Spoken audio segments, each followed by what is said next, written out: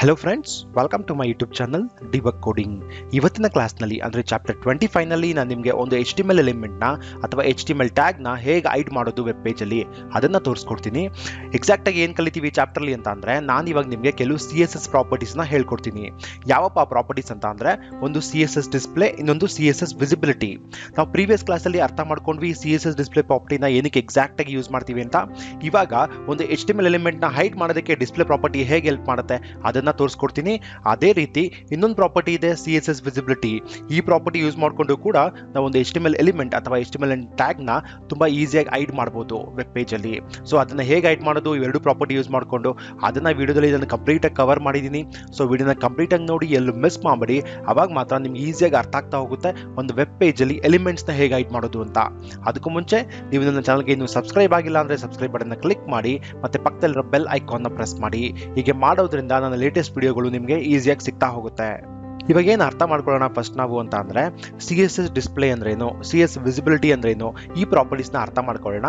ನಾನು ಆಲ್ರೆಡಿ ನಿಮಗೆ ಇಂಟ್ರಡಕ್ಷನಲ್ಲಿ ಹೇಳಿದೆ, ನಾವು ವೆಬ್ ಪೇಜಲ್ಲಿ ಒಂದು HTML ಟ್ಯಾಗ್ನ ಹೈಡ್ ಮಾಡಬೇಕು ಅಂತ ಅಂದರೆ ನಾವು ಎರಡು ಪ್ರಾಪರ್ಟಿ ಯೂಸ್ ಮಾಡ್ತೀವಿ. ಯಾವುದಪ್ಪ ಎರಡು ಪ್ರಾಪರ್ಟಿ ಅಂತ ಅಂದರೆ ಒಂದು ಡಿಸ್ಪ್ಲೇ, ಇನ್ನೊಂದು ವಿಸಿಬಿಲಿಟಿ. ಸೊ ಇವಾಗ ಫಸ್ಟು ಆ ಥಿಯರಿ ಅರ್ಥ ಮಾಡ್ಕೊಳ್ಳೋಣ. ಅದಾದಮೇಲೆ ನಿಮಗೆ ಡೆಮೋದಲ್ಲಿ ಕ್ಲಿಯರಾಗಿ ಅರ್ಥ ಮಾಡಿಸ್ತೀನಿ ಇದರ ಔಟ್ಪುಟ್ ಯಾವ ರೀತಿ ಬರುತ್ತೆ ಅಂತ. ನೋಡಿ, ಥಿಯರಿ ಈ ರೀತಿ ಇದೆ. HTML elements can be hidden in 2 ways. ನಾವು HTML ಎಲಿಮೆಂಟ್ನ ಎರಡು ರೀತಿ ಹೈಡ್ ಮಾಡ್ಬೋದು. ಒಂದು CSS ಡಿಸ್ಪ್ಲೇ ಪ್ರಾಪರ್ಟಿ ಯೂಸ್ ಮಾಡಿಕೊಂಡು, ಇನ್ನೊಂದು ವಿಸಿಬಿಲಿಟಿ ಪ್ರಾಪರ್ಟಿ ಯೂಸ್ ಮಾಡಿಕೊಂಡು. ಇವಾಗ ನಾವು ಅರ್ಥ ಮಾಡ್ಕೋಬೇಕಾಗಿರೋದು ವೆರಿ ಸಿಂಪಲ್.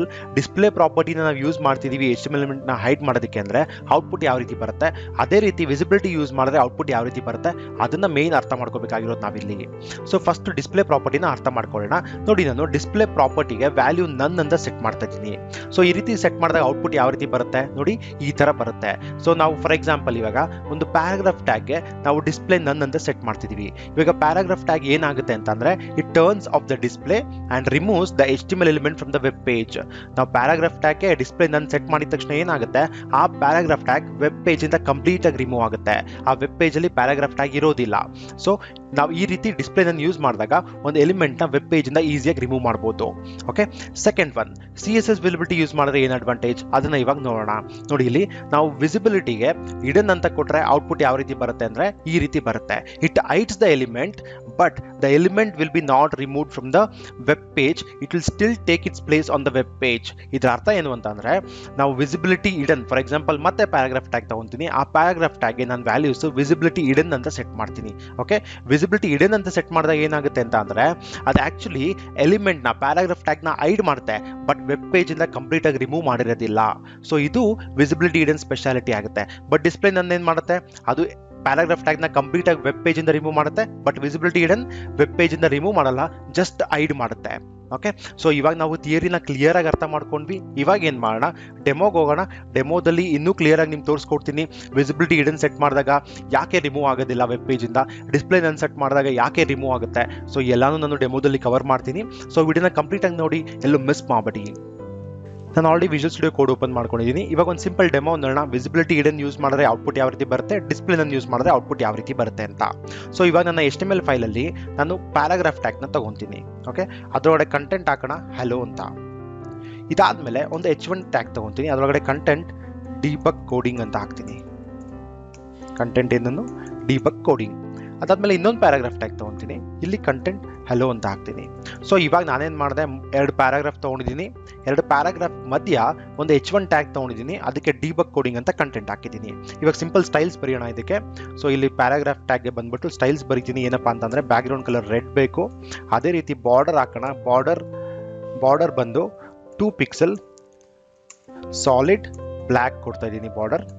ಮತ್ತೆ ಮಾರ್ಜಿನ್ ಅಪ್ಲೈ ಮಾಡೋಣ, ಸ್ವಲ್ಪ ಸ್ಪೇಸಿಂಗ್ ಬೇಕಾಗಿರೋದ್ರಿಂದ 10 ಪಿಕ್ಸೆಲ್ ಕೊಡ್ತಾ ಇದ್ದೀನಿ. ಇವಾಗ ನಮ್ಮ ಪ್ಯಾರಾಗ್ರಾಫ್ ಟ್ಯಾಗ್ಗೆ ಸ್ಟೈಲ್ಸ್ ಬರ್ದಾಯ್ತು. ಅದೇ ರೀತಿ H1 ಟ್ಯಾಗ್ಗೆ ಬರೆಯೋಣ ಸ್ಟೈಲ್ಸು. ಇದಕ್ಕೆ ಬ್ಯಾಕ್ಗ್ರೌಂಡ್ ಕಲರ್ ಏನು ಸೆಟ್ ಮಾಡ್ತಾ ಇದ್ದೀನಿ, ಬ್ಲೂ ವೈಲೆಟ್ ಸೆಟ್ ಮಾಡ್ತಾ ಇದ್ದೀನಿ. ಬಾರ್ಡರ್ ಕೂಡ ಅಪ್ಲೈ ಮಾಡೋಣ. ಏನಪ್ಪ ಬಾರ್ಡರ್ ಅಂತ ಅಂದರೆ 2 pixel solid. Okay, some green ಕೊಡೋಣ. ಓಕೆ, ಗ್ರೀನ್ ಕೊಡ್ತಾ ಇದ್ದೀನಿ. ಮತ್ತು ಇದಕ್ಕೂ ಕೂಡ ಮಾರ್ಜಿನ್ ಅಪ್ಲೈ ಮಾಡೋಣ. ಸ್ವಲ್ಪ ಕ್ಲಿಯರಾಗಿ ಕಾಣಬೇಕು ಅಲ್ವಾ ಅಲೈನ್ಮೆಂಟ್ಸ್, ಸೊ ಹಾಗಾಗಿ 10 ಪಿಕ್ಸೆಲ್ ಅಪ್ಲೈ ಮಾಡಿದೆ.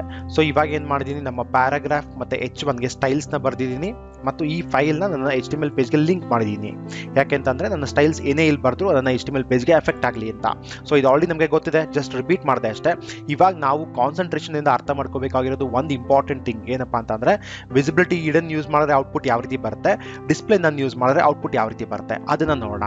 ಸೊ ಫಸ್ಟ್ ಈ ಪೇಜ್ನ ನಾವು ಬ್ರೌಸರ್ ರನ್ ಮಾಡಬೇಕು. ಈ ಪೇಜ್ನ ಡೆಮೋ.html ನಾನು CSS ಫೋಲ್ಡರ್ ಇಟ್ಟಿದ್ದೀನಿ. ಸೊ ಅಲ್ಲಿಗೆ ನ್ಯಾವಿಗೇಟ್ ಆಗೋಣ. ಈ CSS ಫೋಲ್ಡರ್ ಡೆಸ್ಕ್ಟಾಪ್ ಅಲ್ಲಿದೆ. ಸೊ ಡೆಸ್ಕ್ಟಾಪ್ಗೆ ನ್ಯಾವಿಗೇಟ್ ಆಗ್ತೀನಿ. ನೋಡಿ ಇಲ್ಲಿ CSS ಫೋಲ್ಡರ್ ಇದೆ. ಇದನ್ನ ಡಬಲ್ ಕ್ಲಿಕ್ ಮಾಡಿದ್ರೆ ನಮ್ಮ ಫೈಲ್ಸ್ ಎಲ್ಲ ಇಲ್ಲಿದೆ. ನೋಡಿ ಡೆಮೋ.html ಫೈಲ್ ಇದೆ. ಇದನ್ನ ಡಬಲ್ ಕ್ಲಿಕ್ ಮಾಡೋಣ. ಡಬಲ್ ಕ್ಲಿಕ್ ಮಾಡಿದಾಗ ನಮಗೆ ಬ್ರೌಸರ್ ಅಲ್ಲಿ ರನ್ ಆಗ್ತಾ ಇದೆ. ನೋಡಿ ಇಲ್ಲಿ ನಮಗೆ ಔಟ್ಪುಟ್ ಬಂದಿದೆ ಅಲ್ವಾ. ಯಾವ್ದು ಬಂದಿದೆ, 2 ಪ್ಯಾರಾಗ್ರಾಫ್ ಟ್ಯಾಗ್ ಬಂದಿದೆ, ಹಲೋ ಅಂತ. ಮತ್ತೆ ಮಧ್ಯ ಒಂದು ಎಡಿಂಗ್ ಟ್ಯಾಗ್ ಇತ್ತಲ್ವಾ, ಡಿಬಗ್ ಕೋಡಿಂಗ್, ಅದು ಕೂಡ ಬಂದಿದೆ ಇವಾಗ. ಸೊ ಇವಾಗ ನಾವೇನು ಮಾಡೋಣ, ನಮ್ಮ H1 ಟ್ಯಾಗಿಗೆ, ಈ ಎಡಿಂಗ್ ಟ್ಯಾಗಿಗೆ ನಾವು ನಮ್ಮ ವಿಸಿಬಿಲಿಟಿ ಹಿಡನ್ ಮತ್ತು ಡಿಸ್ಪ್ಲೇ ನನ್ ಅಪ್ಲೈ ಮಾಡಿ ನೋಡೋಣ ಔಟ್ಪುಟ್ ಯಾವ ರೀತಿ ಬರುತ್ತೆ ಅಂತ. ಸೊ ಫಸ್ಟ್ ನಾನು ನಿಮಗೆ ಡಿಸ್ಪ್ಲೇ ನನ್ ತೋರಿಸ್ತೀನಿ, ಅದನ್ನ ಅರ್ಥ ಮಾಡ್ಕೊಳ್ಳಿ.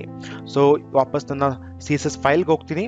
ಈ H1 ಟ್ಯಾಗಿಗೆ ನಾನು ಇವಾಗ ಡಿಸ್ಪ್ಲೇ ನನ್ ಸೆಟ್ ಮಾಡ್ತೀನಿ. Display is a property and value is ನನ್. ಸೊ ಡಿಸ್ಪ್ಲೇ ನನ್ ಸೆಟ್ ಮಾಡಿದಾಗ ಏನಾಗುತ್ತೆ ಔಟ್ಪುಟ್ ಅದನ್ನು ನೋಡೋಣ. ಇವಾಗ ಸೇವ್ ಮಾಡಿದ್ದೀನಿ. ವಾಪಸ್ ವೆಬ್ ಪೇಜ್ಗೆ ಹೋಗ್ಬಿಟ್ಟು ರಿಫ್ರೆಶ್ ಮಾಡಿದಾಗ ನೀವಿಲ್ಲಿ ಅಬ್ಸರ್ವ್ ಮಾಡ್ಬೋದು, ನಮಗೆ ಡಿಬಗ್ ಕೋಡಿಂಗ್ ಅಂದರೆ H1 ಟ್ಯಾಗ್ ವೆಬ್ ಪೇಜಿಂದ ಕಂಪ್ಲೀಟಾಗಿ ರಿಮೂವ್ ಆಗಿದೆ, ಅಂದರೆ ಹೈಡ್ ಕೂಡ ಆಗಿದೆ. ಆ ಟ್ಯಾಗ್ ವೆಬ್ ಪೇಜಿಂದ ರಿಮೂವ್ ಆಗಿದೆ ಮತ್ತು ಹೈಡ್ ಕೂಡ ಆಗಿದೆ. ಓಕೆ, ಇದು ಸ್ಪೆಷಾಲಿಟಿ ಆಫ್ ಡಿಸ್ಪ್ಲೇ ನನ್. ಇವಾಗ ವಿಸಿಬಿಲಿಟಿ ಹಿಡನ್ ತೋರಿಸ್ತೀನಿ ನೋಡಿ ನಿಮಗೆ. ವಿಸಿಬಿಲಿಟಿ ಹಿಡನ್ ಸ್ಪೆಷಾಲಿಟಿ ಏನು ಅದು ಇವಾಗ ನಿಮಗೆ ಕ್ಲಿಯರ್ ಆಗಿ ಅರ್ಥ ಆಗ್ತಾ ಹೋಗುತ್ತೆ. Visibility hidden. ಸೊ ನಾನು ವಿಸಿಬಿಲಿಟಿ ಹಿಡನ್ ಯೂಸ್ ಮಾಡಿದಾಗ ಯಾವ ರೀತಿ ಹೈಡ್ ಆಗುತ್ತೆ ಅದನ್ನ ಇವಾಗ ಅರ್ಥ ಮಾಡ್ಕೊಳ್ಳೋಣ. ನೋಡಿ ಇಲ್ಲಿ ರಿಫ್ರೆಶ್ ಮಾಡ್ತೀನಿ. ರಿಫ್ರೆಶ್ ಮಾಡಿದಾಗ ನೀವು ಇಲ್ಲಿ ಅಬ್ಸರ್ವ್ ಮಾಡ್ಬೋದು, ಆ್ಯಕ್ಚುಲಿ ಇಲ್ಲಿ ಸ್ಪೇಸ್ ಕಾಣ್ತಾ ಇದೆ ಅಲ್ವಾ. ಫಸ್ಟ್ ಪ್ಯಾರಾಗ್ರಾಫ್ ಮತ್ತು ಸೆಕೆಂಡ್ ಪ್ಯಾರಾಗ್ರಾಫ್ ಮಧ್ಯೆ ನಮಗೆ ಸ್ಪೇಸ್ ಕಾಣ್ತಾ ಇದೆ. ಇಲ್ಲಿ ಆ್ಯಕ್ಚುಲಿ H1 ಟ್ಯಾಗ್ ಇತ್ತು, ಅಲ್ಲೊಡೆ ಕಂಟೆಂಟ್ ಡಿಬಗ್ ಕೋಡಿಂಗ್ ಅಂತ ಇತ್ತು. ಸೊ ವಿಸಿಬಿಲಿಟಿ ಹಿಡನ್ ನಾವು ಯೂಸ್ ಮಾಡಿದಾಗ ಏನಾಗುತ್ತೆ, ಆ್ಯಕ್ಚುಲಿ ಕಂಟೆಂಟ್ ಹೈಡ್ ಆಗಿರುತ್ತೆ, ಟ್ಯಾಗ್ ವೆಬ್ ಪೇಜಿಂದ ರಿಮೂವ್ ಆಗಿರೋದಿಲ್ಲ. ಅರ್ಥ ಮಾಡ್ಕೊಳ್ಳಿ, ಇನ್ನೊಂದ್ಸರಿ ಹೇಳ್ತೀನಿ.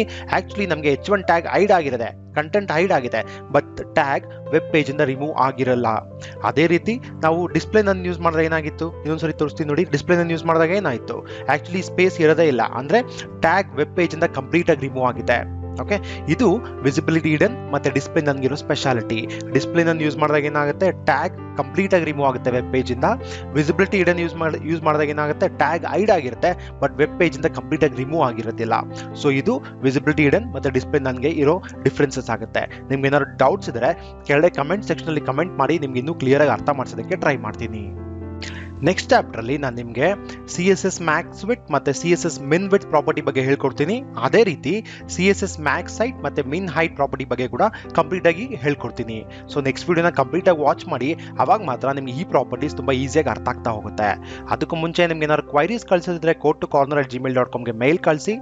ನನ್ನ ಇನ್ಸ್ಟಾಗ್ರಾಮ್ನ ಫಾಲೋ ಮಾಡಿ. ನನ್ನ ಯೂಟ್ಯೂಬ್ ಚಾನಲ್ಗೆ ಇನ್ನೂ ಸಬ್ಸ್ಕ್ರೈಬ್ ಆಗಿಲ್ಲ ಅಂತ ಅಂದರೆ ದಯವಿಟ್ಟು ಸಬ್ಸ್ಕ್ರೈಬ್ ಆಗಿ.